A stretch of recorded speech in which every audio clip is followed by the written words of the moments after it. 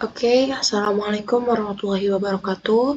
Perkenalkan, nama saya Fizria Mahardika dari kelas TI 22C4 dengan NIM 3122105585. Di sini saya akan mempresentasikan hard failure prediction, yaitu menggunakan KNN model untuk memenuhi UAS mata kuliah data mining. Nah, yang pertama, di sini ada beberapa project yang harus saya kerjakan. Yang pertama, membuat dataset loading. Nah, di sini file GitHub-nya sudah diberikan oleh Bapak dosen. Kemudian kita tinggal salin saja, kemudian kita masukkan ke Google Colab. Kemudian disalin. Kemudian kita rapikan untuk filenya, kita ganti URL. Kemudian di bawahnya kita kasih df sama dengan pd.read_csv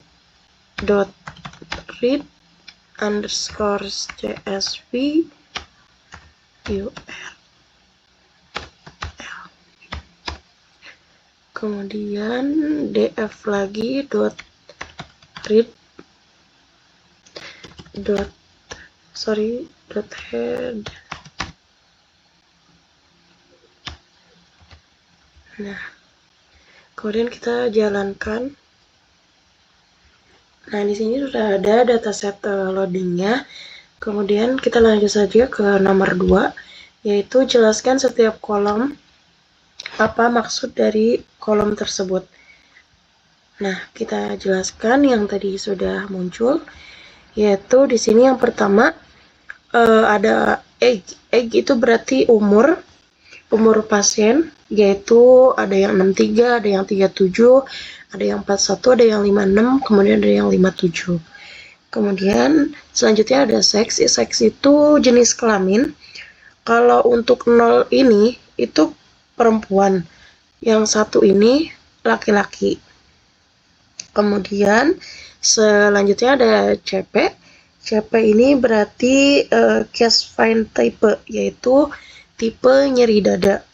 Nah, untuk 0 ini tipikal angina, yaitu nyeri dada khas, ada ciri khasnya. Kemudian untuk yang 1 yaitu atipikal angina, yaitu nyeri dada tidak khas. Kemudian yang 2 itu non anginal fine, yaitu nyerinya bukan karena jantung. Kemudian yang ketiga ini nyerinya tanpa gejala atau disebut asimptomatik. Kemudian ada di sebelahnya ada trace BVS, yaitu resting blood pressure, yaitu tekanan darah saat istirahat. Ada beberapa, ada yang 145, ada yang 130, kemudian ada yang 120. Nah, untuk call itu kok disebut dengan serum kolesterol, yaitu kadar kolesterol dalam tubuh pasien. Ada yang 233, 250, 24, kemudian ada yang 236, ada yang 2354. Selanjutnya ada yang FBS, yaitu fasting blood sugar. Misalnya di atas 120 mg, dia akan diberi tanda 1 atau ya. Kalau di bawah 120 mg per dl itu ditulisnya 0, berarti tidak. Kemudian selanjutnya ada restate, yaitu hasil elektrokardiogram saat istirahat. Nah, yang 0 itu untuk normal, kemudian yang 1 ini untuk abnormal, kemudian untuk 2 hipertrofi. Kebetulan di sini tidak ada ya untuk 2-nya. Kemudian ada talak. Talak ini maksimum heart rate, jadi detak jantung maksimal. ada yang 150, 187, kemudian ada yang 172, ada yang 178, ada yang 163. Kemudian ada eksang. Eksang ini apakah pasien mengalami angina karena olahraga? Misal yang pertama ini ya, yang 0 ini kita beri tanda tidak. Kemudian di sebelahnya ada outbreak, yaitu depresi yang diinduksi oleh olahraga relatif terhadap istirahat. Kemudian selanjutnya ada slope. Slope ini kemiringan segmen saat olahraga. Yang 0 ini menurun. Kemudian ada 1 datar, yang 2 ini meningkat. Kemudian ada Ca itu jumlah pembuluh darah besar yang diwarnai dengan fluoroscopy, yaitu 0 sampai 3. Kebetulan di sini 0 semua ya. Kemudian ada Tal. Tal ini yaitu jenis kelamin thalassemia, yaitu yang satu ini kita tandai dengan fixed defect, kemudian yang 2 itu normal, kemudian yang 3 itu reversible defect. Kemudian yang di sini target atau output, yang satu ini penyakit jantungnya terdeteksi. Ya kalau 0 itu tidak terdeteksi. Nah, di sini udah terbukti bahwa pasien yang di dalam dataset ini semuanya penyakit jantungnya terdeteksi. Oke, kita lanjut saja ke soal nomor 3, yaitu penanganan nilai nul dan fitur yang tidak relevan. Nah, oke, kita lanjutkan ke soal nomor 3 tadi. Kita buat kode lagi. Kemudian kita tulis kodenya. Perintahnya kan untuk penanganan nilai nul ya. Kita masukkan kodenya yaitu df.info buka kurung, kemudian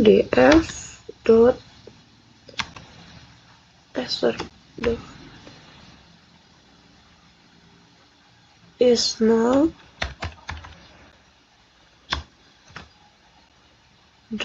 sum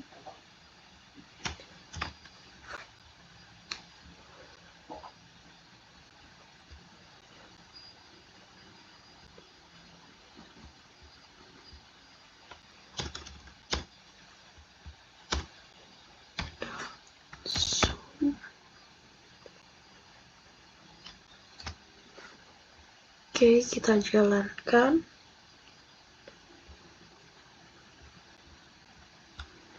Nah, ini muncul bahwa di dataset di atas ini tidak ada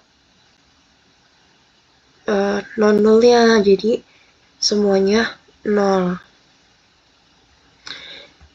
Di sini kan penanganan nilai nul dan fitur yang tidak relevan. Sedangkan hasilnya di sini 0 semua, berarti relevan ya, teman-teman. Oke, kita next saja ke nomor 4, yaitu fitur and label class splitting, yaitu kita tinggal tulis lagi kode, kemudian kita tulis. Nah, kemudian kita tulis kodenya untuk memisahkan antara fitur X dan label Y, yaitu kodenya X sama dengan df.drop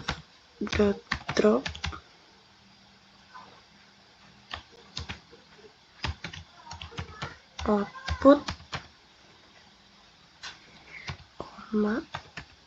X sama dengan 1. Kemudian Y sama dengan df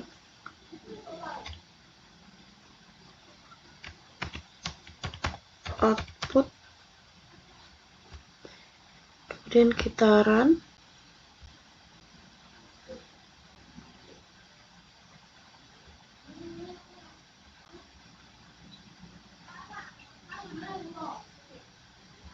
Oh maaf, salah di sini.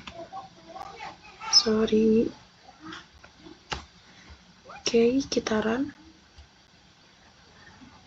Nah, ini udah checklist, itu tandanya saya berhasil memisahkan antara fitur X dan label Y.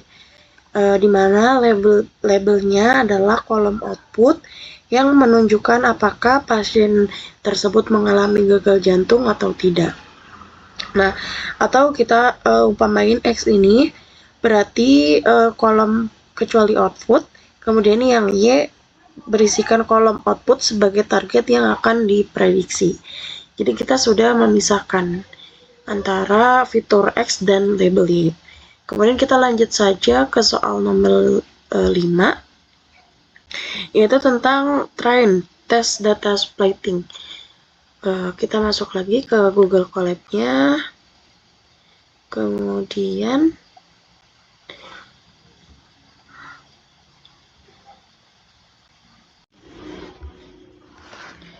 kita buat saja kodenya, kemudian kita jalankan. Nah, di sini saya membuat perbandingannya yaitu 80 banding 20, yaitu 80% untuk pengujian, yang 20% untuk pengujian testing, kemudian yang 80%-nya yaitu pelatihannya atau data latihnya. Nah, 242 sama 61 itu dari perbandingan 303 yang ini. Hasil dari di atas, anti-race-nya 303.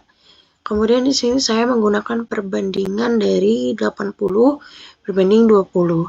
Jadi data ujinya 20%, kemudian data latihannya 242%. Kemudian next saja kita lanjut pada nomor 6, yaitu KNN Simple Modeling. Kita balik lagi, kemudian kita buat kode. Oke, kita lanjutkan nomor 6 tadi. Kita masukkan kodenya, yaitu tentang model KNN. Nah, di sini saya menggunakan K5. Langsung saja kita run. Di sini ada error X train, Y train, berarti di sininya.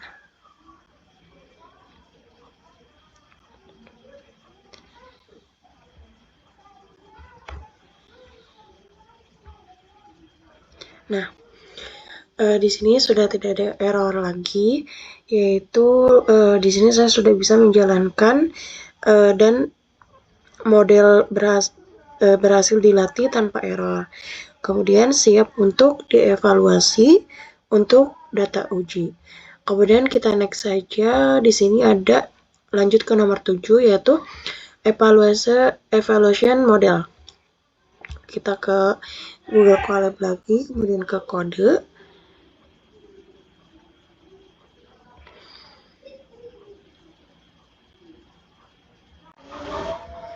Nah, kemudian kita lanjut ke soal nomor 7. Kemudian kita klik kodenya, kemudian kita salin. Nah, yaitu tentang akurasi data. Nah, di sini saya menggunakan evaluasi model. Saya menguji pada performa untuk model KNN dengan menggunakan data uji X-text dan membagikan hasil prediksi dengan hasil sebenarnya, itu menggunakan metrik akurasi untuk mengukur seberapa baik model dalam memprediksinya. Nah, kita langsung aja jalankan.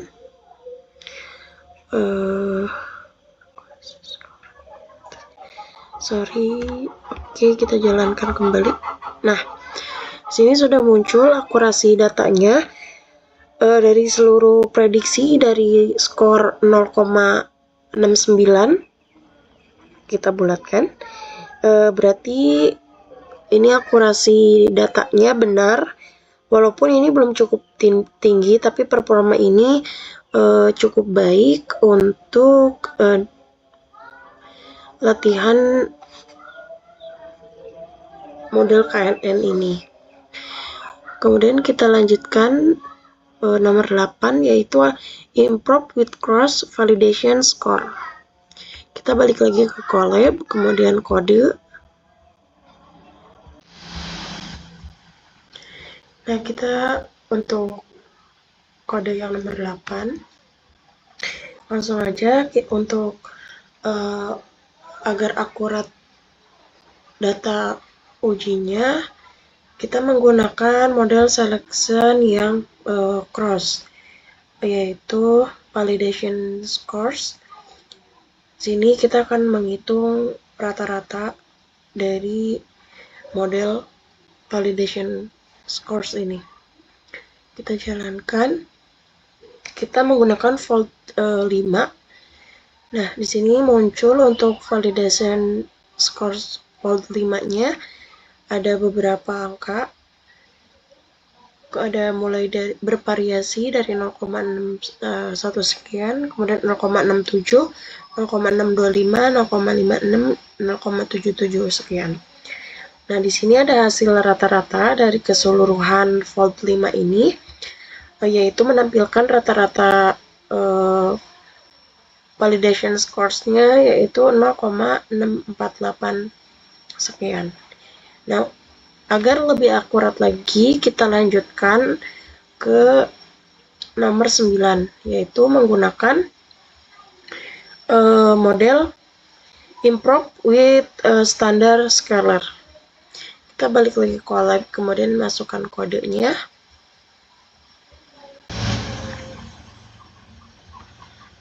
Nah, jadi di nomor 9 ini itu tentang standarisasi Scalar, yaitu dimana untuk menstandarkan semua fitur-fitur yang ada. Kemudian kita langsung saja masukkan kodenya,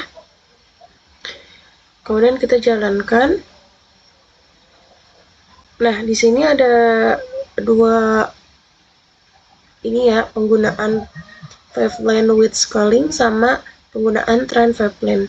Nah, di sini jadi nanti di evaluasinya ada print trend score, kemudian ada menghasilkan test score-nya. Nah, jadi standar scalarnya itu untuk trend score-nya 0,85, kemudian di test score-nya ada 0,901. Kemudian kita lanjutkan ke nomor 10, yaitu tentang improve with tuning parameter. Nah, kita buat kodenya lagi. Nah, di sini untuk nomor 10 kita masukkan kodenya, yaitu tentang selection group, model selection group. Nah, kita langsung saja run. Sorry. Linknya. Oke.